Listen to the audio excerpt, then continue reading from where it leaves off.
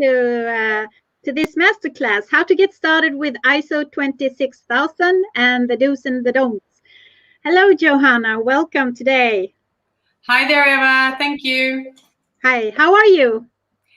I'm good. It's Friday, and this is my favorite subject. And yeah, life's good. Wonderful. And all of you out there, I'm so curious to know who's here today, because we had our first masterclass yesterday, and we had great participation and also interacting with you with questions, and you were answering, and it was really fun to do the first masterclass with you. So do let us know who's joining us today, and gives us a couple of thumbs up so I can see, or Johanna and I can see who's here today. And also, if you would like to, just write a couple of sentences in the comments field of where you're from and what your expectations are for today. So, so Johanna, today we woke up to a really cold Sweden, right? It is pretty cold, yes, but it's also sunny. Yeah. And well, I know that in Gothenburg they had like minus 22 degrees today. It's really, really cold. But yeah, but we're coping with that. Okay, let's see. We have a couple of people here. I already see that we have some thumbs up. Great. And just do also write a couple of sentences where you're from, maybe which country or city that you are participating from. I am myself in Bjärred in south of Sweden, Skåne. And Johanna, where are you right now? I'm in Malmö. Woohoo! There's something special with Malmö, you have to say it, yeah. Yeah. Yeah, I think there are like, isn't it like 180 nationalities in Malmö? Yeah. Something like that. From all over the country. Yeah. All right. Let's see if we have any comments here. Yes, we have. We don't see your name, but you're from Newark, Delaware. Wow. Welcome. That's wonderful to have you here. And let's see if we have others here. Just please write your name and where you're from. And also, if you have any expectations for today's masterclass. Let's see, we have Eva joining from Lund, Sweden. Happy to follow up on yesterday's session. Yeah, so yesterday we talked about the arguments, why companies need to work with sustainability, and especially the ISO 26000 and the self-declaration. And what do you say, Johanna? What are the arguments in really short? Do you have any special argument that you think about? Well, when you work with the self-declaration, of course, you work to better the environment in many ways. Your staff, the people right next to you, and also people further along the line, and it's prosperous for your business. Yeah, exactly. And let's see, we have Stefan also here from Bjärred, the world metropole. Yeah, we're in the same city actually. Looking forward to learning more about the company's view on working with ISO 26000. Great. So welcome everyone. And let's see, I will just share my slides with you. Remember that you could actually get these slides if you use the link. I will just paste it really shortly in the comments field. Use the link so that you can get the recordings and also the PowerPoint that we are showing you here today and from yesterday's masterclass. So this masterclass today will be about giving you like 5 tips on how to get started with the ISO 26000, and also a couple of do's and don'ts. So yesterday we covered the arguments, as we said, and today is the 5 tips. and on Monday we will have some example questions from the ISO 26000 self-declaration. So that will be really specific on the questions. And I think that's really important for you. If you really want to work with the ISO 26000, you should participate on Monday's masterclass as well, because then you have the whole picture. So these 3 masterclasses, there are a series of masterclasses of how to work with the ISO 26000 and how to pass it. And we say pass, but what we also mean by that is that it is a continuous work. So it's not just, pass and check the box. You really need to work with it continuously. But we will give you some guidance on how to get started and really think about to pass the first round of the self-declaration. Okay, so again, this is the link where you can download the recordings and PDF. And I will just paste this link also in the comments field. So make sure that you sign up, and you will get all the PowerPoints so that you can use it. Because what we want here is to spread the word about the ISO 26000, make it easier for companies to actually start to work with sustainability in a more structured way. And by that, it's easier for companies to actually becoming more structured and organized about their work around sustainability. Johanna, I changed this picture. Yesterday I had the picture with the bridge in Bjärred, you remember, and that was a really sunny one. But since we have this really cold weather here in Sweden, I thought it was more this is more accurate for now. Yes, and but the message is the same. Begin with the end in mind, start with the end outcome, and work backwards to make your dream possible. Because when you start to work with sustainability and the sustainable development goals, it can feel really overwhelming. So you just need to have the end in mind and work backwards to make it possible for you to reach that goal of yours or that vision, and take small baby steps. So have that in mind. So, Johanna. Yeah, I would like to ask you guys that I cannot see, but I wish to see. Just like yesterday, but a different question. 3 months from now, what will you have achieved in terms of sustainability and doing good business? Please write your answers in the chat. And I would like to mention the answers that we got yesterday. And Eva, you were here yesterday as well. And I just want to uplift your answer that you would love to see your company driving sustainable audits. And that's amazing. So you're working at Lime, right? And then we had Björn. He was also participating yesterday. I'm not sure if you're here, Björn. You could just give us a thumbs up if you're here. But you wrote that you are on your way to actually integrate sustainability goals into your business strategy, and that's wonderful. Also, Caroline was here yesterday, and she's a communication and sustainability manager at Texo, and she is working on setting a sustainability strategy for their company. And Anna Landeborg, she is the founder and CEO of her own company, Tardigrades. And within 3 months, she will have supported organizations with the Business for SDGs methods, as well as with the Tardigrades model. So that's fantastic. I think that's really, really good. So let's see if we have any other comments here. Okay, I see that we have a couple of more people here. Let's see if I can just put them on here.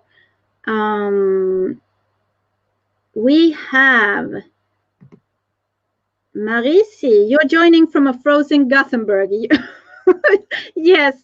Well, as I think I said that in the beginning, I think, yeah, I heard that it was like 22 minus degrees in Gothenburg. And well, Helena, welcome. And you are joining from a marvelous Öland, all dressed up in white with the sun shining. Wow. And let's see, Vasileios, you are also in Borås. It's also near Gothenburg. So it's lovely to have you here. So let's see, do you have any aspirations for what will you have achieved in terms of sustainability and doing good business within 3 months from now?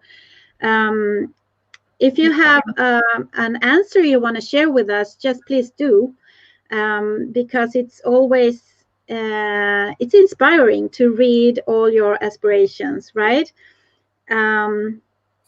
Let's see, where do we have that banner? Okay, should we move on? Let's see where I am. I just need to show my screen now here. Can you see my screen? Yes.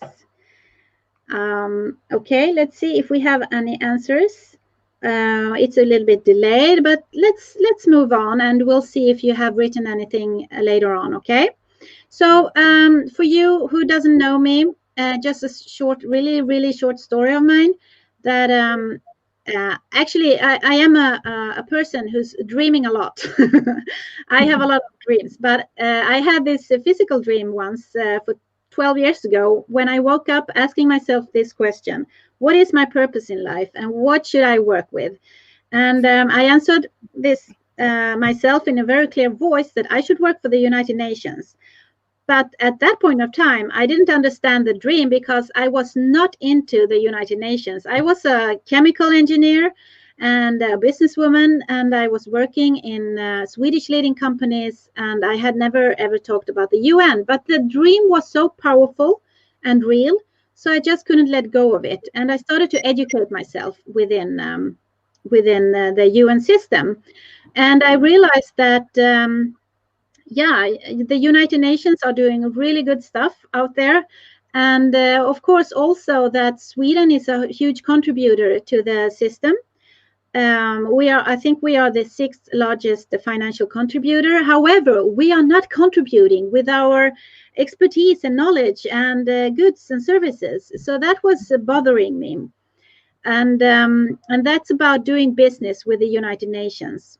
So I wanted to get into that field, and which I did.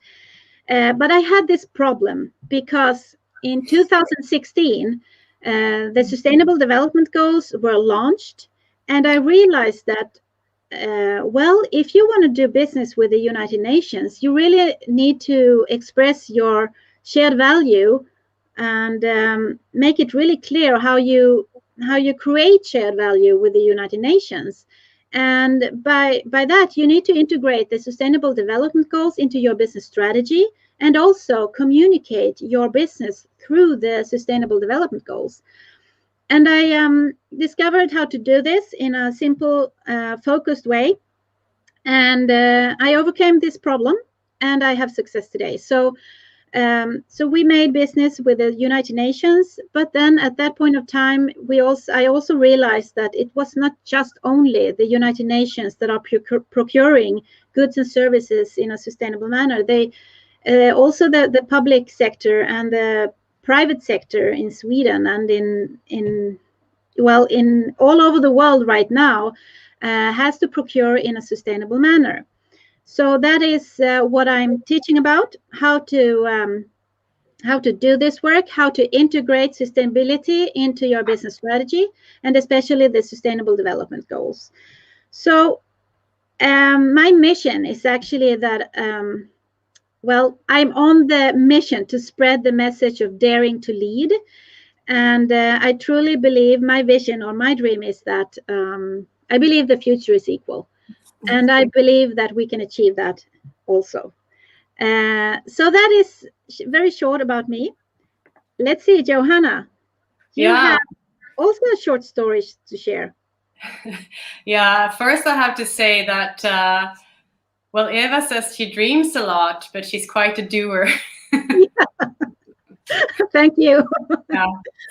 Well, when I was a child, I actually wanted to work for the UN and had that as a goal for many years, and maybe I still do somehow. But I started working with organizational development and corporate social responsibility, and found out the power of working within the companies who are actually making the impact, both the good and the bad, and what you can do using the UN guidelines within a company. So that's what I strongly believe in, and the UN Global Compact is close to my heart. It probably says something different on this sign, but I cannot read it. Yeah. Okay, But thank you very much. Thank you, Johanna. Also with Eva as founding member on What is Common Ground. I give the course Certified Impact Auditor, and we're now also launching a new company, Verify Agency, where I will be working. Yeah, and that's wonderful. I love to have you on the team, Johanna. So let's see, yeah, a little bit about our services and our 3 companies, which I'm a founder of, the VATI of Sweden, of course, and the VATI's Common Ground, which is where we also educate and certify professionals and companies. So we have around 150 companies that has gone through the programs that we have in 12 different countries, and we have the 3 certification courses and 10 online courses. And what we do is also magic business, consultants with companies, company to company, and company to projects. And the community is about around 15,000 professionals right now. And the Verify Agency is actually our newest company, and which I registered here in 4th of January. And Johanna will be helping me in building that company. It's a third-party auditing company, and it's going to be an accredited company for ISO26000 and the Selfdeclaration, of course. You can read more on our website as well if you want to like to. Let's see. We have, before we head into this wonderful picture, I just want to see if we have any comments. Yeah, we have actually. Stefan, you have an aspiration there in 3 months from now. 3 things I will have achieved. Okay, number 1, free desk, which is a wonderful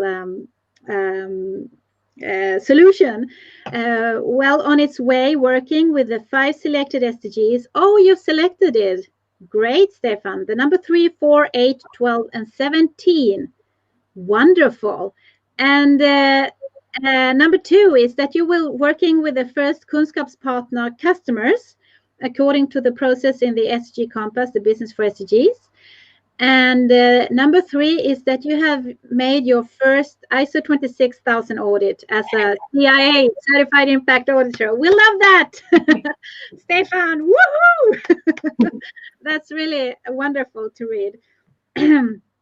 Okay, so let's move on and look at the this picture. Could you say anything about this picture, Johanna?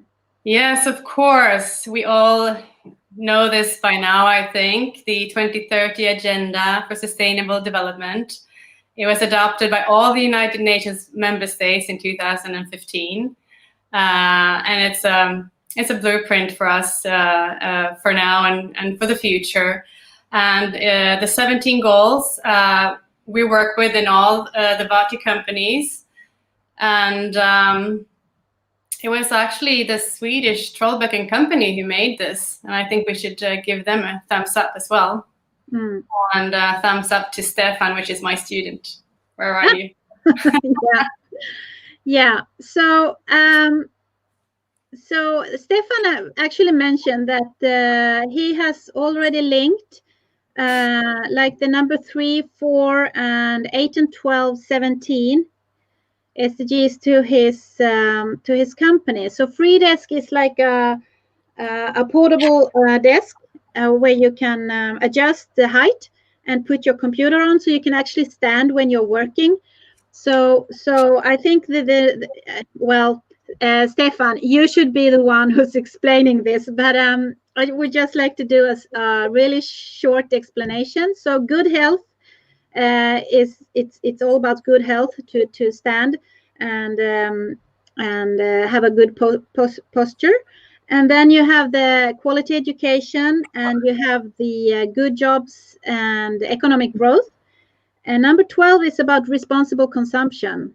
That's interesting to know about the free desk. And 17 is about partnerships. Okay, so next time, Stefan, I'm so curious about how you have defined your way of integrating the SDGs into your business. Okay, let's see. We have this question also for you. Yeah, which of the SDGs are most relevant for your business? Please write that in the chat as well.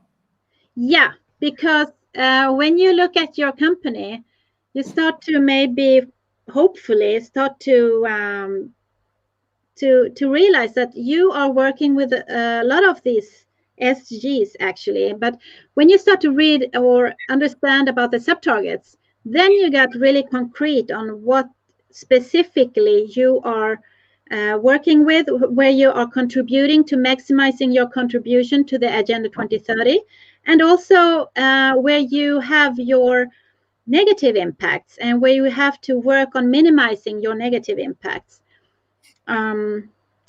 Let's see. Okay, so Gösta, you have written something here in Swedish. You will love to have a dialogue with us about cooperation. I don't know if it's to me or with Stefan, because you say, "Heja Stefan, well done." So that's interesting to know. Okay, so let's see. Yeah, and I just want to mention this also. Do interact with one another. Do connect with one another on LinkedIn when you're interacting with me or with. Sorry, Johanna, did you say anything? No, that was actually you talking in my phone. Okay. Well, so you need to do connect with one another, because that is also about partnerships. To connect and to share knowledge and best practices. So we can see that Eva Boynton, you're working with number 5, gender equality, yeah. And Rena, you're working with the SDG 10. And Dominika, hi Dominika, you're working with the SDG 12. And Vasileios, number 7, 9, 13. And Gösta, number 17. That's wonderful. Thank you so much for sharing that. Okay. And of course, I get really curious about how you do that, but that's another topic. Let's move on now to see more about the ISO 26000 and the 5 tips on how to get started. But first, just a small repetition. Johanna, would you please say just a short reflection on the ISO 26000? Yes, the ISO 26000 from 2010 was mostly focusing on the social aspect, whereas now we're looking into the broader picture. And it's we always say that it's a guide. It's not something you can certify yourself or your company against. It's a guide, but it's also, you know, it's a little bit of pressure from here and there from board members, from customers, and people wanting us to actually work with this. And it's a good thing to do. And it's also a good thing to be first one out. So now when a new standard is coming in March, get to it, please. Yeah. So, and that's what the change is all about, because as you said, Johanna, well, we cannot certify companies against the ISO 26000. However, what Sweden has done now is that companies can verify their sustainability work by doing a self-declaration. And well, we've been part of the work in the CIS technical committee to actually integrate the sustainable development goals into the self-declaration, and also rephrase some of the parts in the standard, and especially the self-declaration. So what will happen here now is that it will be launched here in March, and you can use, as a company, you can use the self-declaration as a sustainability report, and that's really great, because you do not have to put that how do you say, if you're a smaller, medium-sized company, you do not have to put that big amount of money into communicational report. You can actually just use the self-declaration as your sustainability report, and very easy to just show it on your website, for example, and being really transparent about your work. And the self-declaration is also possible to verify by a third party. And that's actually what the Verify agency will do, our third company. And by doing this, you will qualify for tenders in procurement, and also for the private sector, of course. So it's not just the public sector and multilateral organizations, it's also for the private sector, because at least here in Europe and Sweden, we have the sustainability law that says that companies here in Sweden, companies with more than 250 employees, should report on sustainability, and also apply sustainable procurement. And that is stated in 12.6 and 12.7, which is about reporting and procurement. So this is really important to understand and know, and the change is coming now. So this will put pressure on companies, especially medium-sized and small companies. So, Corina, you have a question. You're asking us that, is the self-declaration valid in Sweden only? Well, actually, the self-declaration form is in the ISO 26000, and it is an international standard. The verification is valid in Sweden. So by being verified by a third party is valid in Sweden only right now. But as we know, other countries are looking right now at Sweden. What are we doing here? because as I said, this standard is so big, so you cannot certify you against the standard, but to verify your work is possible. And what we have done in Sweden, the first country in the world, is that in Sweden we have integrated the SDGs into the self-declaration. Because as we mentioned, the ISO 26000 is 10 years old. So it was launched way before the Sustainable Development Goals, right? But now here in Sweden, we have integrated the Sustainable Development Goals into the self-declaration. And we have been working with the self-declaration so that you can use it as a sustainability reporting. Okay, so let's see. We have, what else? We have a question here, Johanna. Is it likely that you and your company will work with ISO 26000 and do a self-declaration of your sustainability work? Share in the chat, please. Yeah. So what do you say about that?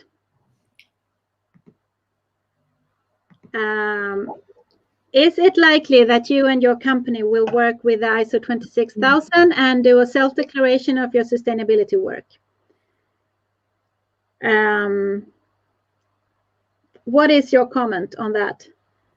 Oh, Björn, I saw your comment here now. We have, yeah, the comment, we have just changed it. Thank you for making us aware of that. So what do you think? Is it likely that you and your company will work with the ISO 26000?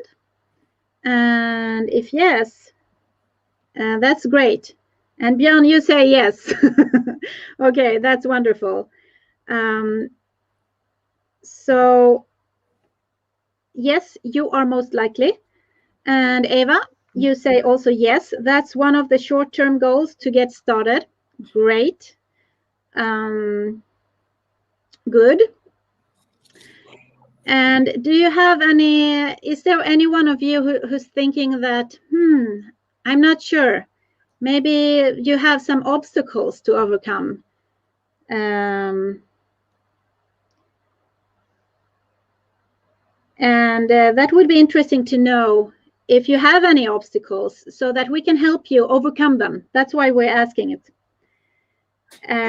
Peter Norman, yes, we will, Björn. Woohoo! Wonderful. Hello, Peter. Okay, so let's move on then. Johanna. Yeah, here you can see the 7 core principles in ISO 26000. And I just want to mention them so you're aware, or maybe you recognize this from before, or you will recognize it from now on. And it starts with the organization, the governance. And if you look clockwise, you see human rights included, labor practices, the environment, fair operating practices, consumer issues, and community involvement and development. This holistic perspective will be used in the standard. So yeah, get to know it. Yes, and well, you can actually buy the standard, so you can read more about it. But we just want to uplift these 7 core principles. It's important for you to know about it. So let's see, and we also have this this picture, which is actually a summarized picture of the ISO 26000, how the society environment works together with the organization, who works together with the stakeholders and involve them in the operation. And if you just look at it from start, what companies need to do is to describe the organization's basic conditions and business model, and also which part of the organization is covered by the self-declaration. So if you want to perform a self-declaration, you really need to describe your value chain, for example, and your business model. And then step number 2 is to describe how the management relates to sustainable development. So it is like you really need to have like a policy description or a buy-in from the management that they are supporting your work with sustainable development. And also here you need to describe the organization's planning. So which of the SDGs and the sub-targets for sustainable development have been chosen and how these choices have been made. So you need to do this kind of explanation and describe your planning, because what it's all about is about how your company or your organization is maximizing their contribution towards the Agenda 2030 and the Sustainable Development Goals. So by showing your plan, your action plan, you are showing also how you maximize your contribution. Okay, so then you need to describe your organization's supporting structures for your sustainability work. And we will get a little bit into that also, what we mean by that. And you need to describe the organization's activities to achieve the goals that are set for sustainable development. And also describe the organization's way of evaluating its sustainability work and the continuous improvement work. So basically, you need to have the value chain described, and you also need just to show that your management team are how they are involved and supporting your sustainability work, and your planning by describing the activities, how you measure it, how you evaluate it, and how you work with continuous improvement. Let's see, do we have any questions along the way? Okay, Gösta, you are asking us, how do you support companies in doing the self-declaration? Well, we do that actually 2 ways, and this is a little bit out of the masterclass, but I will explain it.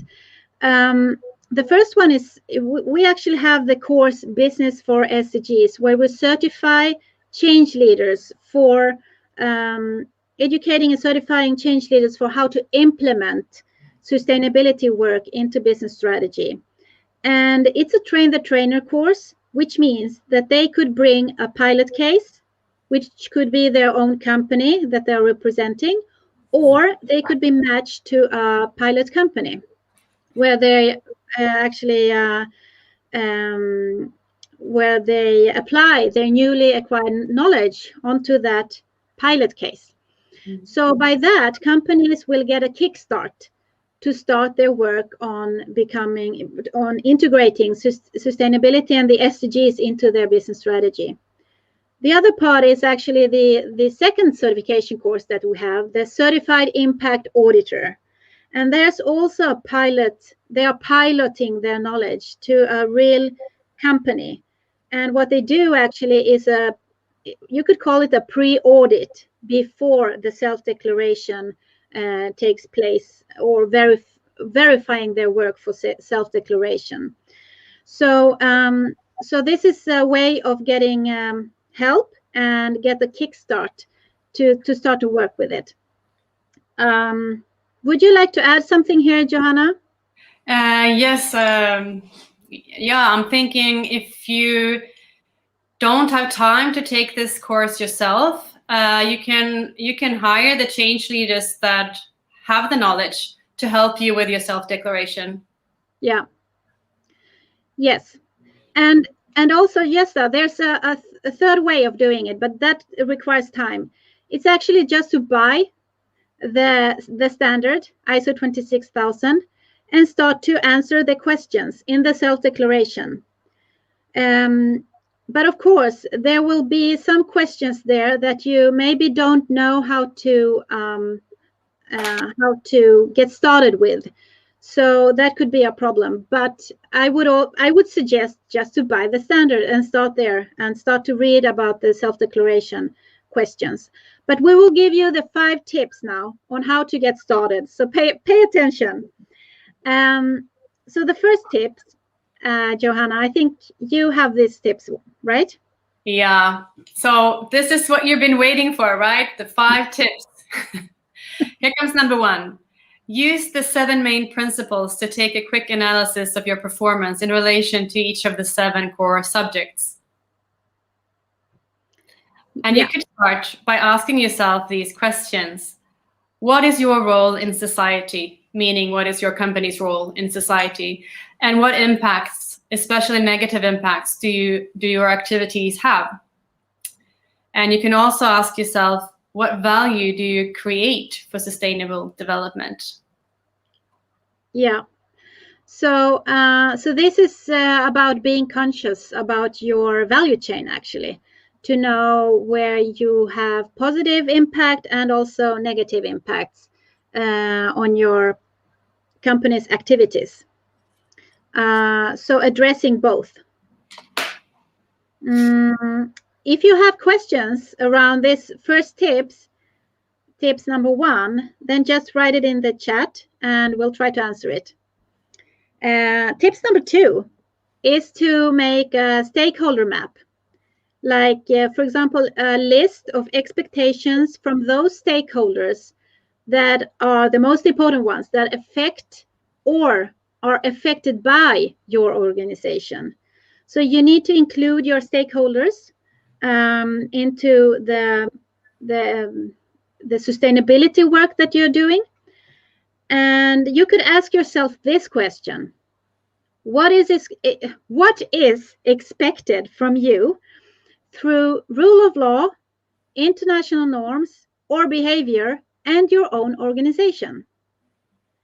What is expected from you through this? So you really need to be able to answer these questions and include your stakeholders in this work. So yeah, again, if you have questions around these tips, just put out your questions and we'll try to answer them as quickly as possible. Would you like to add something here, Johanna, on tips number 2? No, I think it's crystal clear. For you, it is. I'm just kidding. Okay, let's move on to tips number 3. Yeah, number 3. You recognize this figure now, right? Refine your self-analysis through materiality analysis or developing a gap analysis between your current operations and the 7 principles of the standard. You could ask this question: are there recommendations that you need to act on immediately? And recommendations, or perhaps maybe that is, you look into law first. Are there any laws saying you need to do something? That's the first one you check, and then you check the recommendations. And could you give us an example of a law that you, I mean, if you discover that you're doing something again, what could that be? Well, looking at the first one of human rights, and when you look into child labor, I mean, it's a big no-no. Nobody wants child labor in their value chain.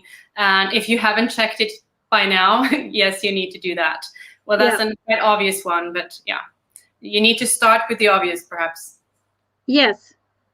And it could, it could differ actually from country to country, right? Yeah, actually, the age for child labor can differ. Okay, so but this is an important one to do this. What is material? What is important? It's also called I think in this self-declaration, it's called due diligence. That's also a term that the standard is using. But you need to do this, to dig in deep to see what is material. And in Swedish, it's actually väsentlighetsanalys. It's called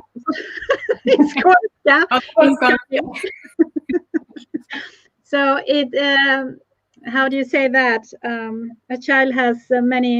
dear child has many names.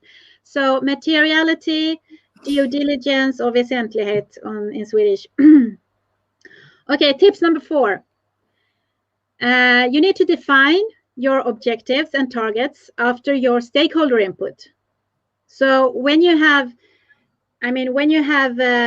your value chain and your business model, and you have involved your most important stakeholders and also explored what is material for you, you really need to define your objectives.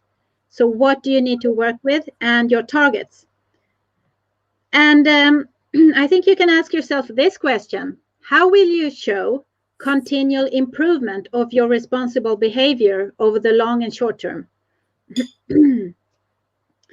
So yeah, what do you say about that, Johanna? I think it's important to look at both what we can do just here and now, and also start thinking about what you can do in the future. Just like you have in this, in the beginning and the end of this masterclass, that you take the look at the end first. You need to do the same thing here, basically. Yeah. Okay, I'm just looking if you have any questions. Just put out your questions now, because we really want to help you out and answer them. So the last tips. Number 5, integrate sustainability and the SDGs in all relevant parts of the organization. And the question you can ask yourself is, how will you reach relevant parts of top management and the board, line managers, and procurement functions? This is, of course, depending on who's coming in with this, with these suggestions. Maybe it is top management coming in with the idea. So depending on that, and not leaving it all to the sustainability manager, maybe rather have them to catalyze and coordinate the work, and then leave it for the CEO or business area manager to implement the strategies. Yeah, right. That's really important. But if we let's say we have a co-worker or a project leader that wants to integrate sustainability into, I mean, he or she wants to work with sustainability and would like to see his or her company to actually work with this. A good thing to do then is actually to write a business case, and to write the business case to the line manager or the CEO or even the board of why companies should, or the company should, work with sustainable development. And it could be about maybe an investment in, let's say, in energy efficiency or renewable energy. And my suggestion there would be that you write a business case that explains that, okay, we need to invest maybe in renewable energy, but the return on the investment will be this and that, and it will take us maybe, let's say, in 2 years, we have the return on the investment back in the company. So you really need to calculate the case and show your managers for them to understand why it's beneficial for the company to work with sustainability. And also, of course, with gender equality and diversity and inclusion, it's also, there's a lot of reports, investigations, and facts about that gender equality and diversity drives economic growth. And also the employment rate, or how do you say that? The help me out here, Johanna. The turnover of the employer rate decreases when you work with gender equality and diversity and inclusion. So you could actually make a business case out of that as well.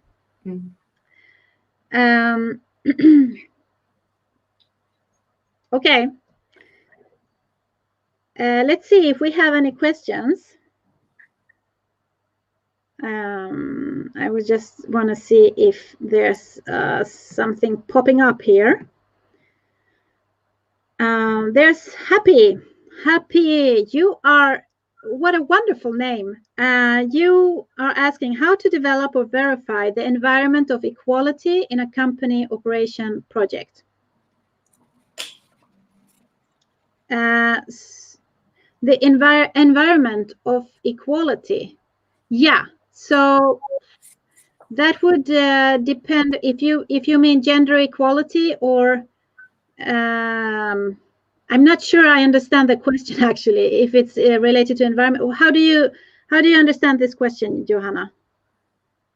Yeah, I'm thinking gender equality, and I'm thinking we're working on ways to do that. I'm not sure. Yeah. Well, you can do that.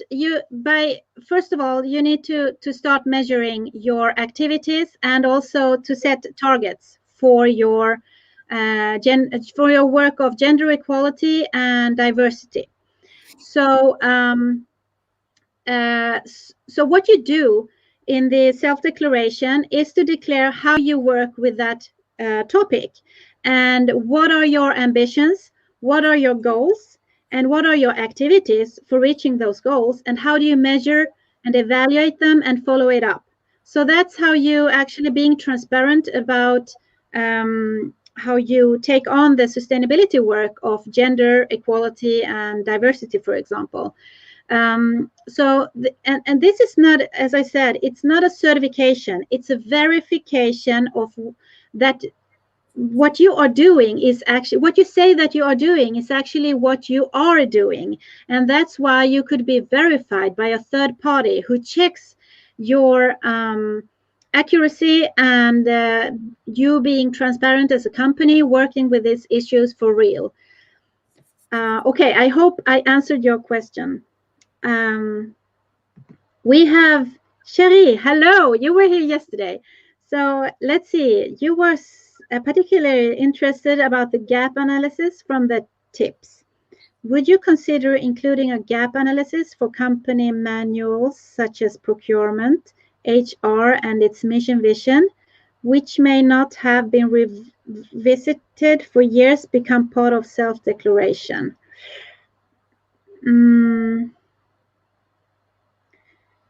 Well, I'd say that's a great start. If you've done it before and it was a long time ago, you revised it. It's a great thing to take the self-declaration and start over or continue. Continue, yeah. So, so you need to have like a baseline and a target. What is your baseline right now, and what is your ambition and target?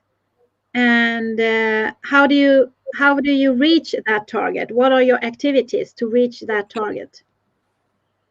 So, so that the ISO 26000 and the self-declaration is all about, again, how you maximize your contribution. It's not just what you're doing, but what are you aiming for? How do you, maximize your contribution, and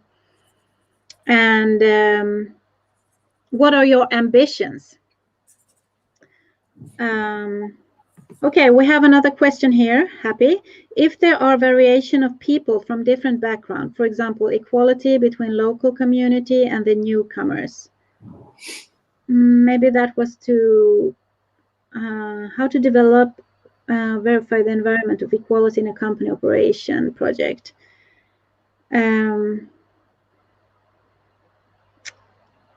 Yeah, I'm not sure I understand the question actually. Well, that's to me a human rights question. Yeah. So so again, there's a difference, variation of people between local community and the newcomers. So you want to, I think you need to know what you want to achieve in your company, and to have the mix, if that's what you're aiming for. I don't know what your company is actually, but and then start to measure the outcome. Also look into that specific country's labor law. Yeah, exactly. So Happy, please, if you want to, just write what kind of company you're referring to and in which country you're operating, so that we can help you out. We have another one, Sherry. Thanks for the okay. Thank you so much, Sherry. We're happy that we were crystal clear. All right. Let's move on now, because we only have some couple of minutes left before we finish up here. So the do's and the don'ts. The do's. It is important that you integrate sustainability into your business strategy, because if you do not do that, it tends to be a side project and you will not get focus on it. And if you integrate it in your strategy, then you actually understand also why you are doing working with sustainability, right? And you also, I mean, companies do measure things. They have KPIs, key performance indicators.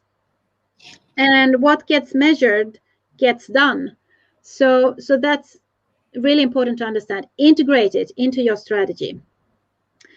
And then I would also say that to have your managers buy in for sustainability, if you're working from down to top, you need to create a business case. You need to show your managers a case with numbers and show them the return on the investment.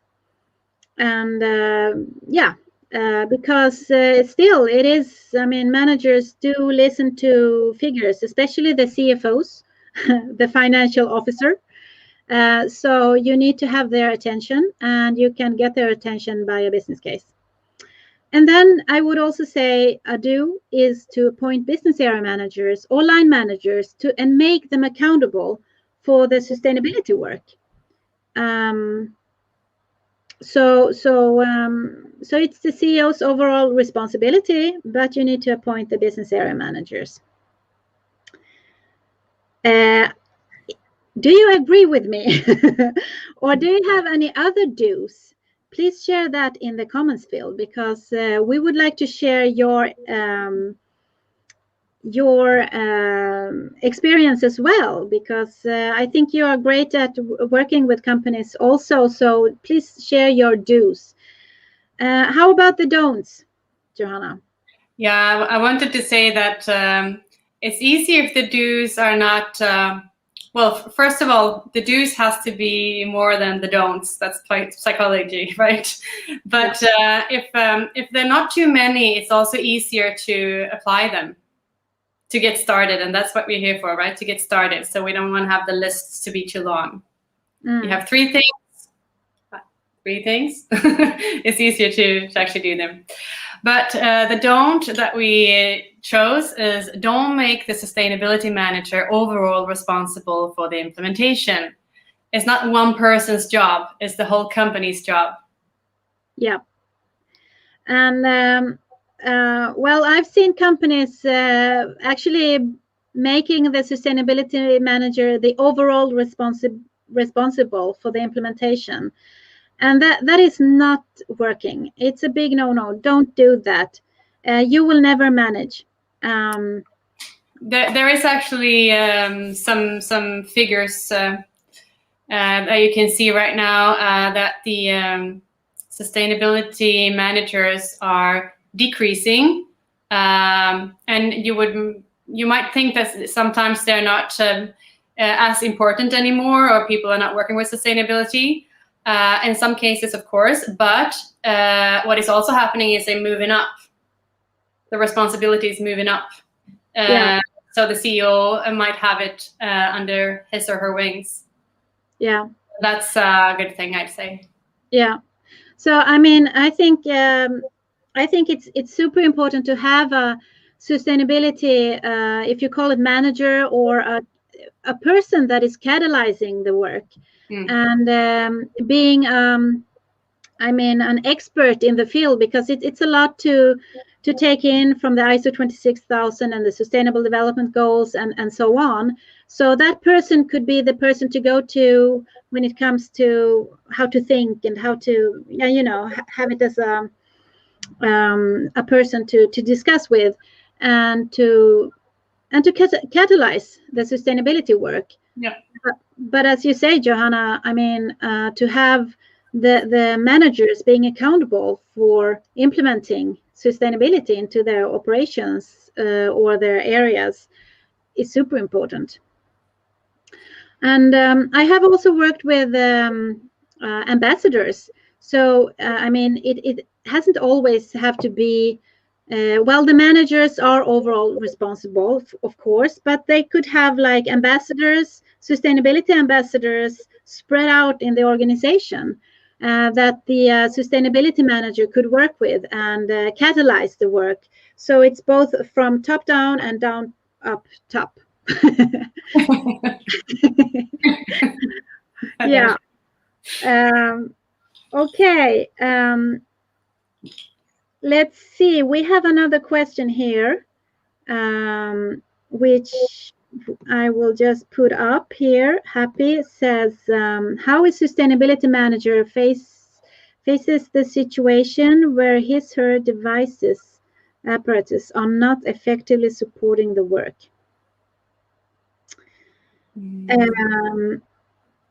Okay, this could be, I mean, first of all, if you have some kind of device or measuring system, or I don't know, apparatus, like something that is supporting the sustainability work, first of all, you really need to be clear on the strategy, because the strategy is everything.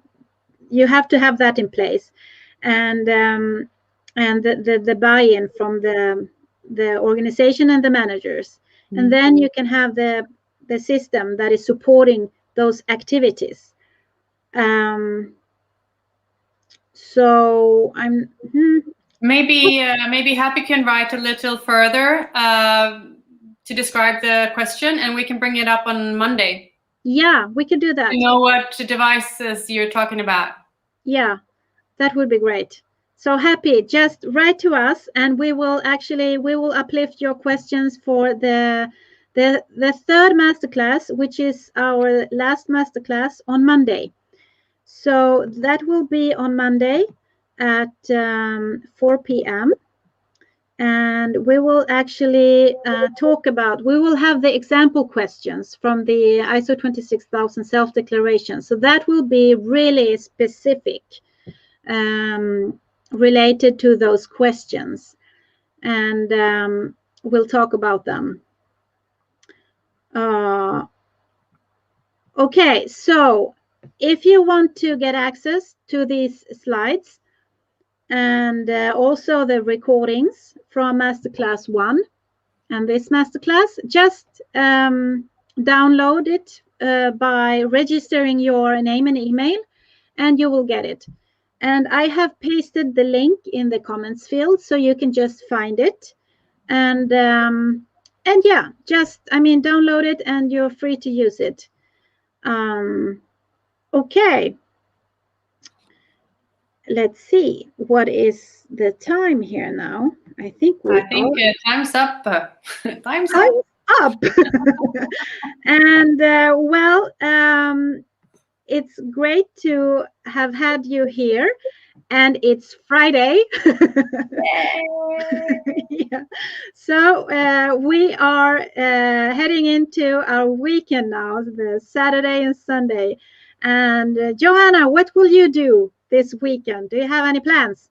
I will rest and jog and yoga. Oh, great. Well, I will be actually taking my kids. I have 2 sons. We will be skiing now in the late evening. Wow. So that will be really fun. All right. Thank you very much, everyone, for joining us today. And we hope to see you on Monday as well, because that will be our third and last masterclass, 4 p.m. Central European Time. Welcome to join us then. And thank you, everyone, for joining today. Have a nice weekend. You too. Thank you, Johanna, for joining. Bye.